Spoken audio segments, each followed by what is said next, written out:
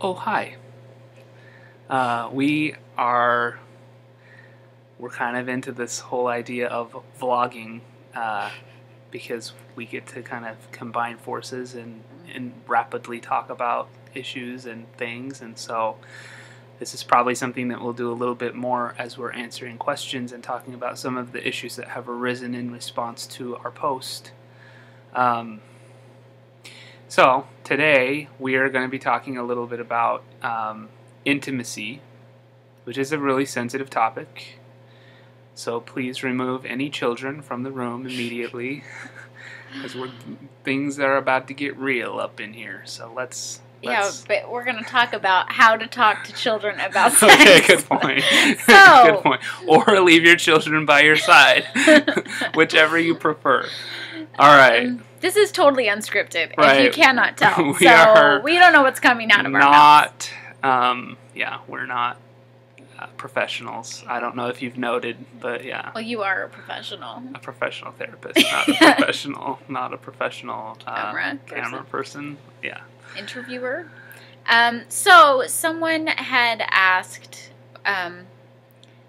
about how my parents had taught me about sex and intimacy and how I had developed a feeling of respect for it and also looking forward to it. And so they wanted to know how my parents did that. And first of all, I think they had a good relationship with their kids just to start with. So we were talking, we were communicating a lot on lots of things. And so I knew that I could talk to my parents about anything. I think that is key to start with. I agree, and I think that my parents did a similar job. My parents were not as open as Lolly's parents were in terms of their own sexuality. Lolly's parents verged on gross. Like, even I saw them kind of like make eyes at each other at times, but it really did instill a very healthy perception of sexuality in their kids. It was not a taboo subject. It was not something that was swept under the carpet, but it was also something that was not tastelessly discussed or, it was very respected. They did respect it a lot, and you could tell that it was something that was sacred to them, but we also modeling like love and affection constantly. Right. So we saw them making out in the kitchen, it was and as kids, you're like, that is sick, Mom and Dad. That is disgusting. But there's also a part of you that finds a lot of comfort in and that. And security in that your parents love each other. Yeah, you know they love each other because you see that. You see that physical affection a lot.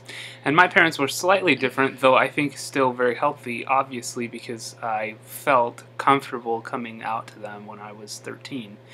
And one of the things that I have a post on my blog about when my dad failed to tell me about what sex was, and I think that's a very common thing when you're oldest child. When it comes up, you're hesitant to talk about it, and I think that's very normal. But after that experience, and ever since that experience, my dad was very open, and it was very, very clear to me that sexuality and sexual topics and sexual things were completely on the table. I could bring any word I didn't know of, any terminology, any question I had. I remember actually various times being like, Dad, we need to go downstairs to my room and have a talk. He's like, okay, what are you going to bring up? And I would ask him questions. Yeah. And I had the same experience where, I'd hear kids talking about things, I'd hear words at school, and I knew I could go home and ask my mom what that meant. And she didn't freak out. It wasn't like where did you hear that word? Or we don't say that in this house, kind of thing. Or we don't talk about that. It was like, well, this is what that word means. And she didn't freak out or make me feel bad that I was asking, and I think that is really, really important. Do not shame your children for being curious about sexuality. It is a completely normal thing to be curious about. And they are going to find the answers out They will from locate someone. the answers. And it would be best if they were hearing the answers from a parent, just as a role model, and to make sure that the message is consistent. And so, yeah, don't be... The reason why parents are resistant to talking about sexual things with their kids is fear. There's a fear that in talking about it, there's endorsement or there is encouragement. And really, quite the opposite tends to be the case. As you don't talk about those things, curiosity rises, and the need to know in other avenues rises, and the secrecy breeds a kind of, I don't know, it makes it so that there is a need to explore in other avenues. So in talking about it and being open and clear, it actually helps the situation and helps educate and fosters a relationship of trust with your kids where they know that you're being real. So yeah, and I think that my parents just flat out told us, at times, like, intimacy in marriage is awesome. Like, they just said it, like, it's great, you're gonna love it, but there's a time and there's a place, there's a season in life, and, when you're teenagers, this is not the time. And so look forward to it, and my dad would also, like, talk to us a lot about, like, the feelings that you're having are totally normal and they're God-given. Like, he would say that to us. Like, there's a reason you're feeling those things. So I never felt like it was bad when you're, like, feeling some sort of sexual stirring, or whatever terminology you want to say. I never felt like, oh, this is bad. It was like right. God gave this to me, and now do with it what you need. Yeah, you have the choice now to respond to it.